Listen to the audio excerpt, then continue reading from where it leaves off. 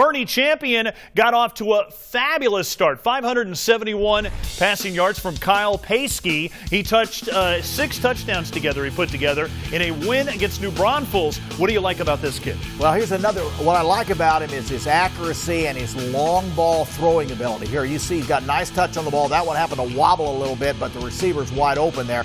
But he's a guy that through 2 weeks, Rick, has thrown for almost 900 yards in just the first 2 weeks of the season.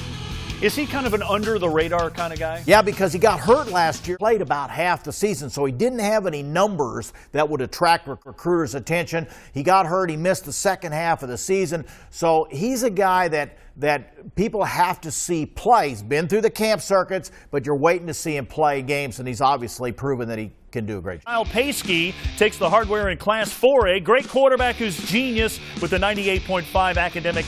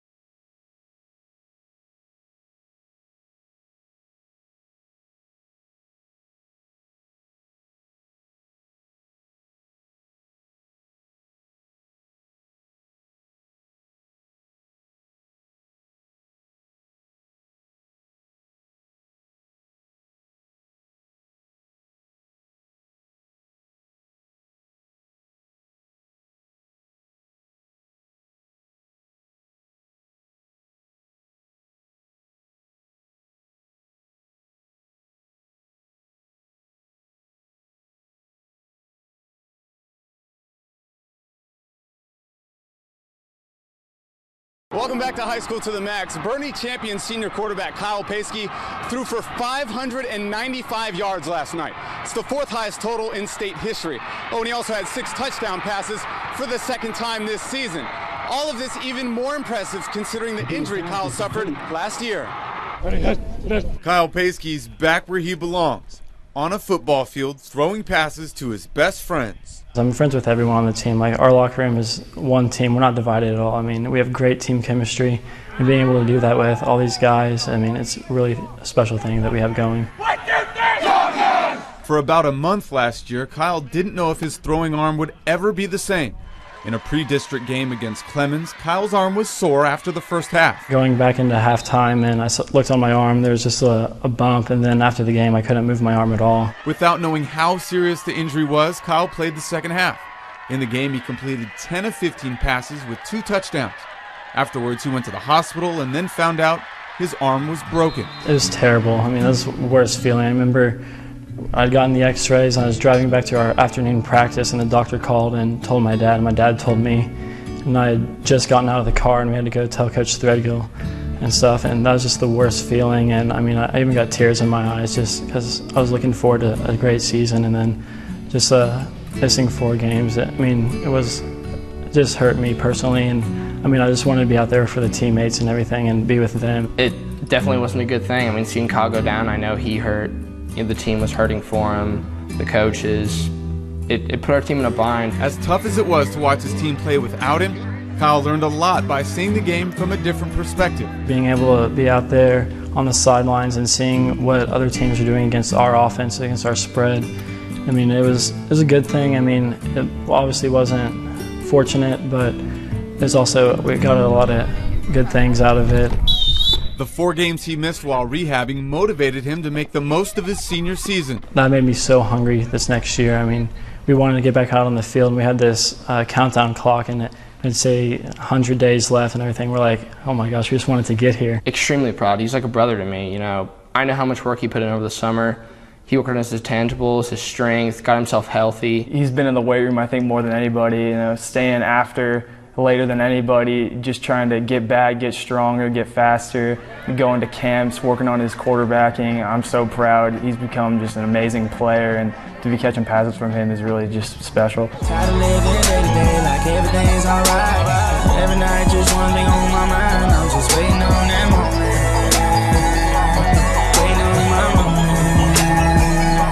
And once the season got here, Kyle was more than ready. In Bernie Champion's season opener, he threw for 571 yards, an area record and the 10th highest total in state history. He also had 6 TD passes as the Chargers beat New Braunfels by 10. We've been playing together since we were kids, and to go out there, you know, we're all great friends, and we have great chemistry. And I think going out there and just working really hard together and putting up numbers and getting a win as a team, and I think that was just a ton of fun, and I think I'm really proud of the entire team. We all kind of stepped up and played a great game and showed people what we were capable of. I didn't expect it, but then again, I did. You know, I know what Kyle's capable of. I know what this team's capable of if we all focus, put our minds right. You know, we're a senior-led team this year, and I feel like our passing attack is second to none. It's extremely rewarding to see somebody that has had that adversity and then battled through that adversity and now is getting some recognition and some success from that. It seemed like everything was 10 times slower. I mean, it seemed like it was in slow motion the whole game, even though it really wasn't. I mean, the Braunfels, they have a great defense and everything. Kyle's humble nature is keeping him grounded in the midst of an amazing season.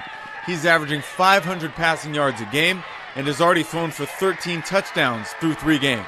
He was never a guy that was going to be very arrogant. You know, he was going to be a guy that was humble. And with all those things put together, then that makes a great football player, makes a great quarterback. I mean, it's very exciting. I mean, it's a once-in-a-lifetime opportunity. I'm never going to take this chance for granted. I'm going to enjoy every minute of it. What Kyle enjoys even more than putting up impressive stats are wins. He's led the Chargers to a 2-1 record. Now you go to face another quality program. And Coach Threadgill knows they're capable of winning the school's first district title. They're all team-oriented, and the chemistry of this team is just is one of those of success. And so it makes our job easy, makes our job fun. You know, I was thinking of this the other day. Is, you know, I'm about to turn 52 years old, and I feel like I'm 19 when I hang around these guys all the time. So I just try to act like I'm 52, though. They say the true character of a person is shown by what they do when nobody's watching. Kyle put in the work away from the spotlight, and now everybody's eyes are on a young man rewriting the history books. The Chargers face Alamo Heights next week, and the Mules are giving up an average of just 6 points a game. So that'll be a very interesting matchup. As for this game, Wagner with a 6-point win thanks to a Xavier LeGrant touchdown with just 6 seconds left. They win 27-21. For now, live at Hero Stadium, Kevin Cuenca, High School to the Max.